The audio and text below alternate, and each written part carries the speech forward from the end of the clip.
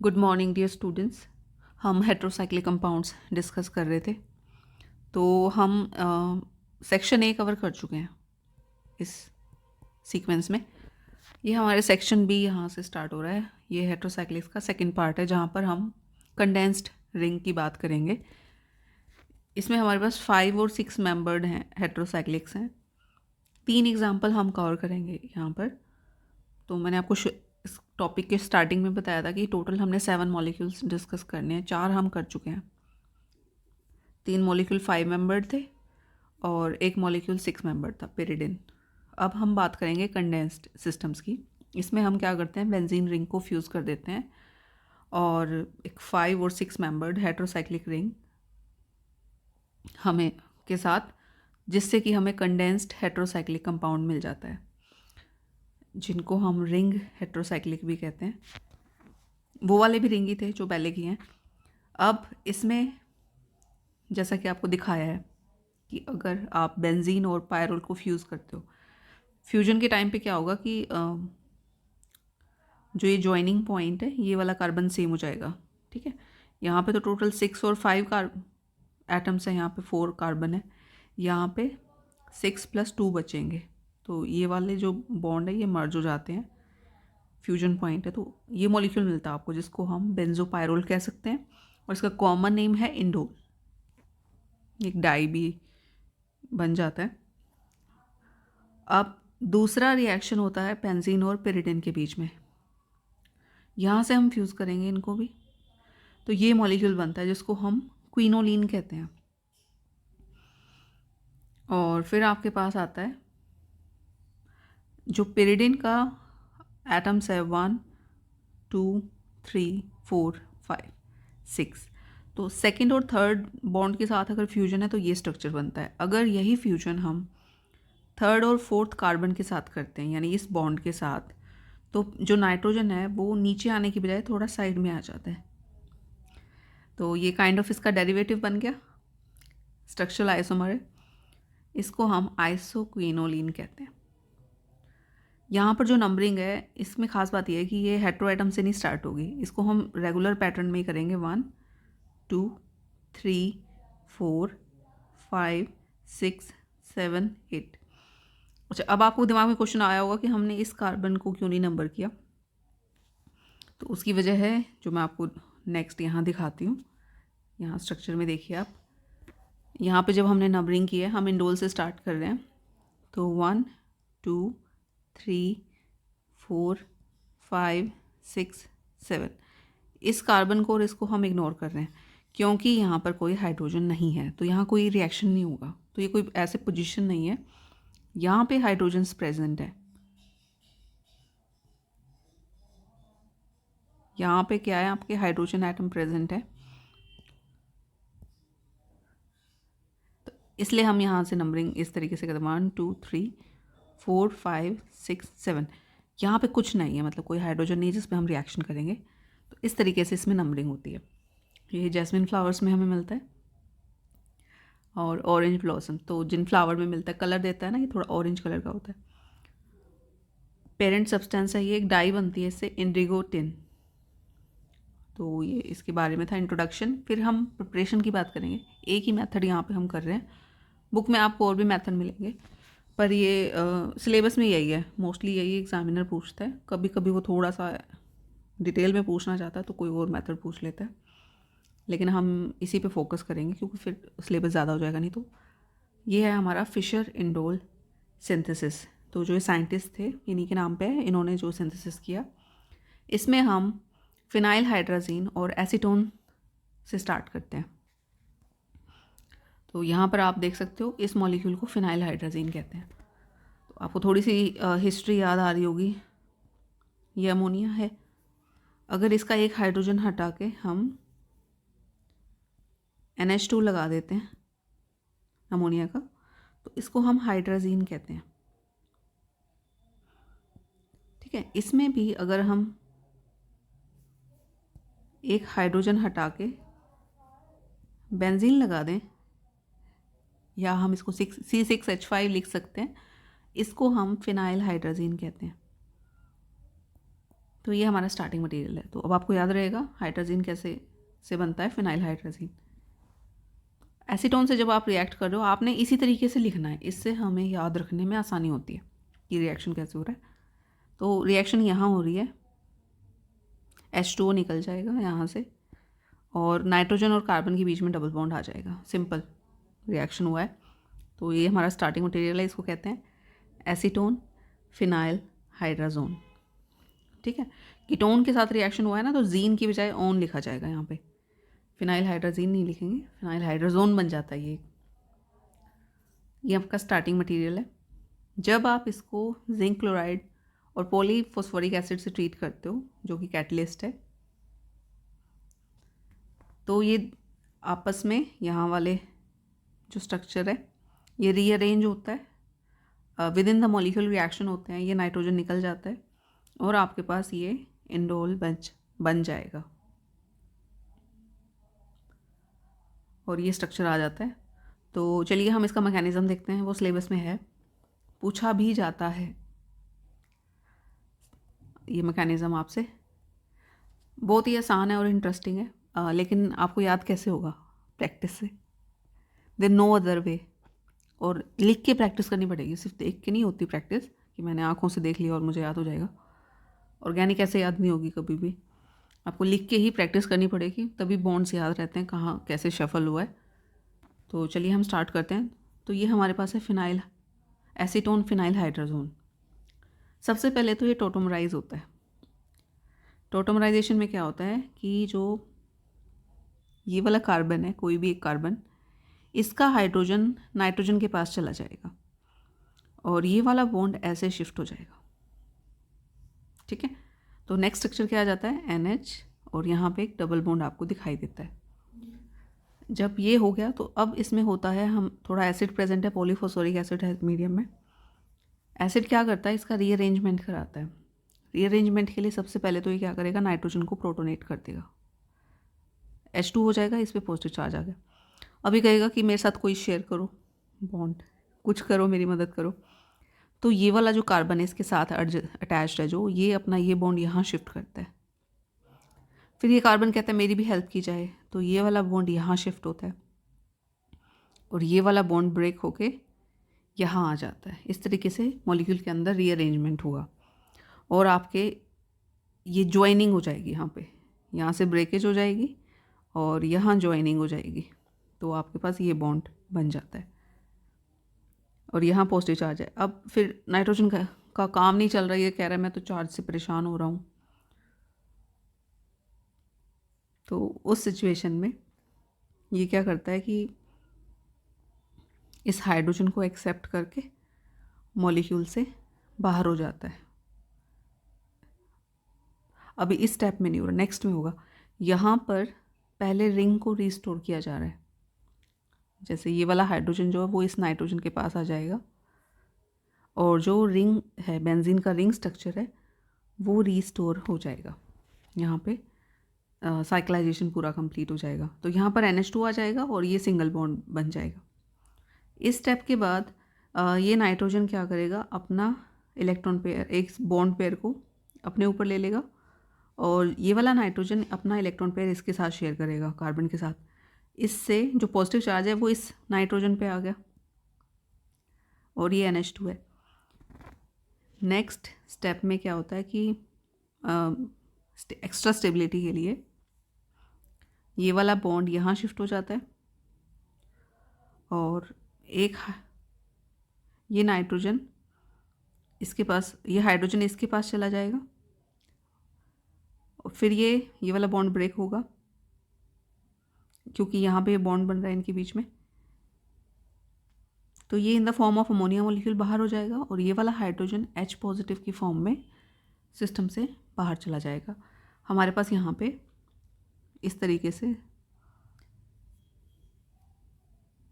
Resonance आ जाएगा। तो ये बैटर सिस्टम है, इसलिए ये एक्स्ट्रा स्टेबल होता है, तो इसलिए इसमें ये साइक्लाइजेशन इस कंप्लीट हो जाएगा। तो ये सारा मैकेनिज्म था, आप इसको समझ के लिख के देख लेना, आपकी प्रैक्टिस हो जाएगी, फिर आपको याद हो जाएगा। अब हम बात करते हैं इसकी प्रॉपर्टीज़ की। सबसे पहले तो ये सॉलिड है, क्रिस्टलाइन सॉलिड है, मेल्टिंग पॉइंट 52 डिग्री सेल्सियस। ये एक 10 पाई इलेक्ट्रॉन सिस्टम है, तो ये हकल रूल को ओबे करता है। हकल रूल में अगर हम n की वैल्यू 2 पुट कर दें तो 4 इंटू 2 प्लस 2 कितना हो जाएगा, 8 प्लस 2 10। तो कोई भी रिंग सिस्टम जो 10 पाई इलेक्ट्रॉन है वो हकल रूल को ओबे करता है। अगर वो फ्लैट भी है तो उसमें रेजोनेंस स्टेबिलिटी आ जाती है। रेजोनेंस एनर्जी यहाँ पर 200 किलो जूल पर मोल है, जो कि बेंजीन से ज़्यादा है। बेंजीन की 150 है। अब इसमें रेजोनेंस कैसे हो सकता है, ये वाला नाइट्रोजन अपना इलेक्ट्रॉन पेयर रिंग में शेयर कर लेता है और ये वाला यहाँ इस कार्बन के पास चला जाएगा, तो नाइट्रोजन पे एक पॉजिटिव चार्ज क्रिएट हो जाता है। अब दूसरा सिचुएशन स्ट्रक्चर कैसे लिखा है, ये वाले बॉन्ड चेंज कर दिए गए हैं क्योंकि ये चार्ज यहाँ नहीं जा सकता। आप सोचेंगे क्यों, कई बच्चों ने सोच लिया होगा क्योंकि अगर यहाँ जाएगा तो 5 बॉन्ड की सिचुएशन आ सकती है, तो उस सिचुएशन में फिर ये चार्ज ऐसे मूव करेगा, पर ये बहुत साइमल्टेनियस होगा क्योंकि कार्बन 5 बॉन्ड नहीं बना सकता, तो फास्ट रिएक्शन होगा काफ़ी रेजोनेंस का। As can be seen from resonating structures, maximum electron density present at third position, so electrophilic substitution normally takes place at this position. यानी कोई इलेक्ट्रोफाइल आएगा तो वो थर्ड पोजीशन पे जाएगा। अगर ये पोजीशन ऑक्यूपाइड है, मतलब वो यहाँ कोई ऑलरेडी ग्रुप लगा हुआ है, यहाँ पे मान लो CH3 है, तो सेकंड पे होगा इलेक्ट्रोफिलिक सब्स्टिट्यूशन। मान लो सेकंड भी ब्लॉक है, यहाँ पे भी मिथाइल लगा हुआ है, तो अगर ये दोनों पोजीशन ब्लॉक होती हैं तो सिक्स्थ पोजीशन पे इलेक्ट्रोफिलिक सब्स्टिट्यूशन होता है। ठीक है, तो यहाँ ये दिखाया हुआ है, ये फर्स्ट प्रेफरेंस है, थर्ड पोजीशन, इसको बीटा पोजीशन भी कह सकते हो, और ये सेकंड प्रेफरेंस है, अल्फ़ा पोजीशन, और ये थर्ड प्रेफरेंस है जो सिक्स्थ पोजीशन है। यूजुअली अल्फ़ा, बीटा, गामा और ओमेगा तक रहता है। अब इस टॉपिक पे क्या क्वेश्चन आ सकता है, discuss the mechanism of Fischer indole synthesis. कई बार ये भी पूछ लेते हैं कि इंडोल में इलेक्ट्रोफिलिक सब्स्टिट्यूशन कौन से पोजीशन पे होगा, तो आप बताओगे सेकंड पोजीशन पे, थर्ड पोजीशन पे। अगर थर्ड ऑक्यूपाइड है तो सेकंड पे होगा, सेकंड ऑक्यूपाइड है तो सिक्स्थ पे होगा। तो इस टॉपिक में यही इंपॉर्टेंट है जो अभी तक आज हमने डिस्कस किया, अभी इसकी सिंथेसिस ही है मेन।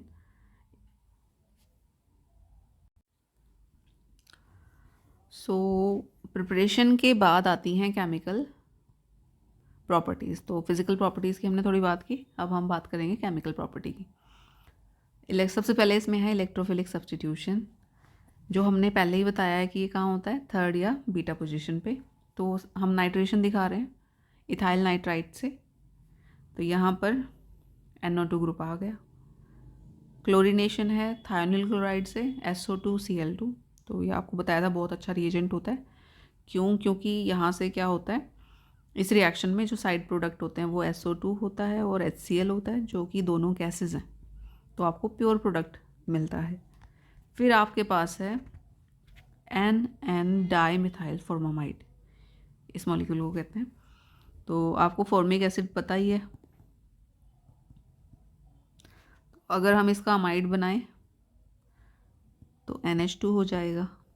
अगर हम इसका डेरिवेटिव बनाएं अमाइड का फर्दर, और यहाँ पे 2 CH3 ग्रुप लगा दें, आप मीथेनॉल से ट्रीट करोगे ना तो ये रिएक्शन हो जाएगा, वाटर निकल जाता है, मीथेनॉल में से OH निकलेगा, नाइट्रोजन के पास से H जाएंगे, तो 2 CH3 ग्रुप आके लग जाएंगे। मिथाइल क्लोराइड से भी रिएक्शन हो सकता है, अमाइड फॉर्मेशन। तो इस मॉलिक्यूल को NN डाइमिथाइल फॉर्मामाइड कहते हैं।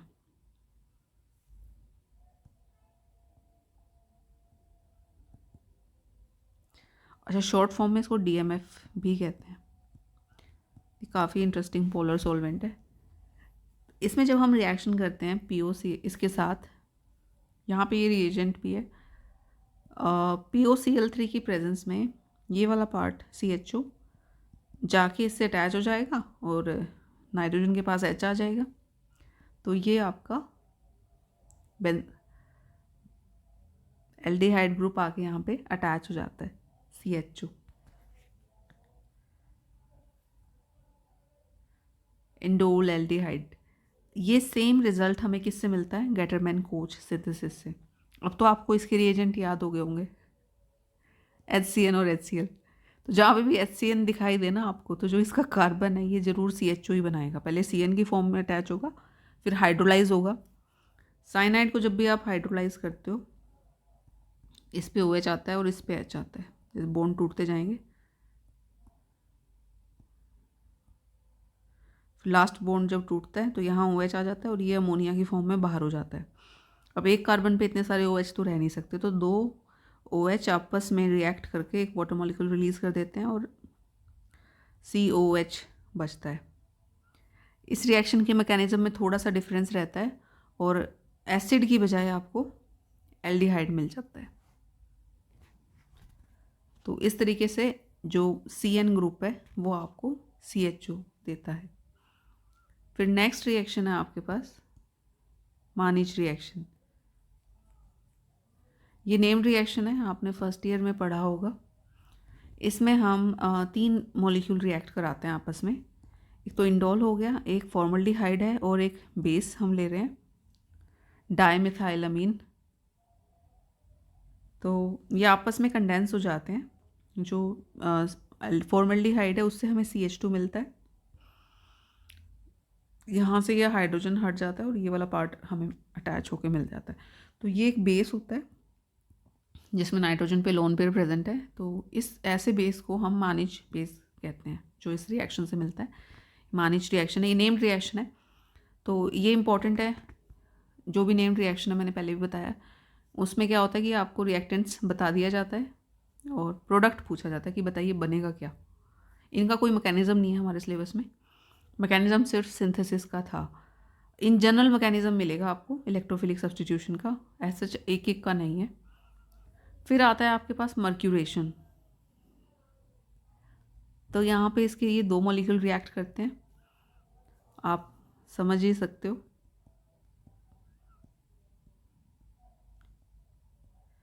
मैं याद रखने के लिए बता रही हूँ, इससे थोड़ा याद रहता है। तो यहाँ से एक बॉन्ड टूट जाएगा और ये वाला हाइड्रोजन इसके पास आके एसिटिक एसिड बना लेगा और HgCOO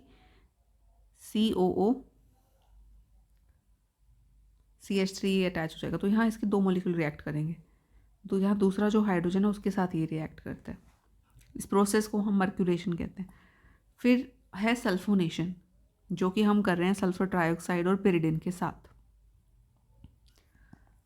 तो सल्फोनेशन में ख़ास बात क्या रहती है कि यहाँ पे जो फर्स्ट प्रेफरेंस है वो सेकंड पोजीशन पे रहती है। ये एक एक्सेप्शन है, साइज़ या पता नहीं कोई फैक्टर की वजह से ये यहाँ पर होता है, सेकंड पोजीशन पे सब्स्टिट्यूशन होगा।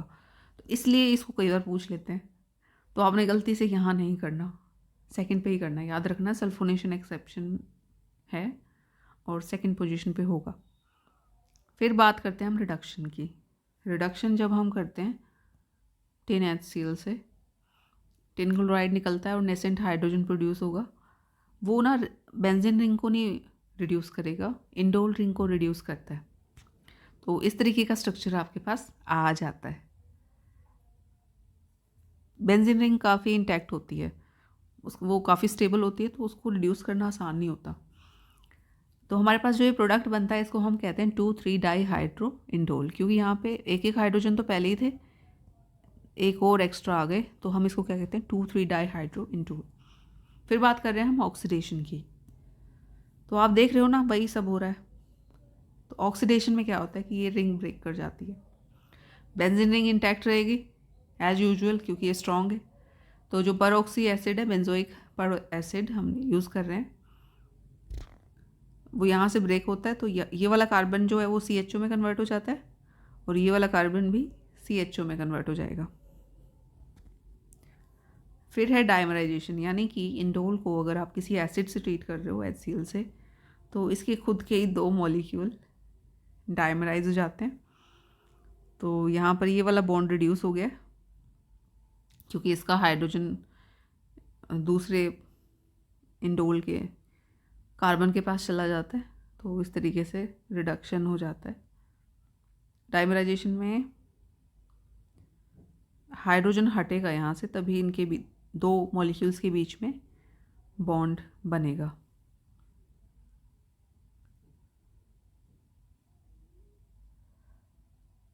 आई थिंक यहाँ पे शो नहीं किया, लेकिन यहाँ से हाइड्रोजन निकल जाएगा।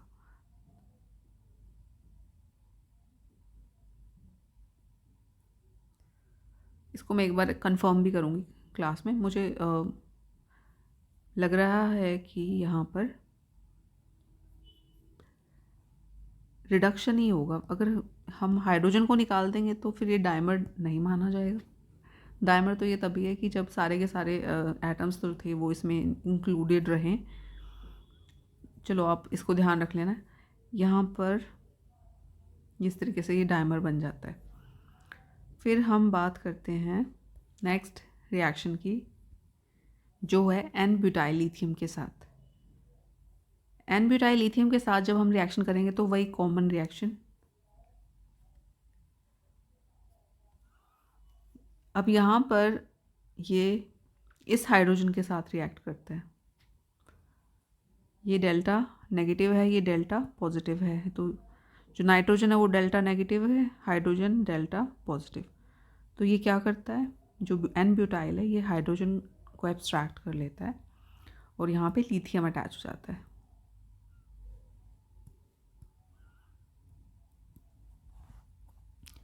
फिर नेक्स्ट स्टेप होता है कार्बोक्सिलेशन। उसमें जो ये नाइट्रोजन है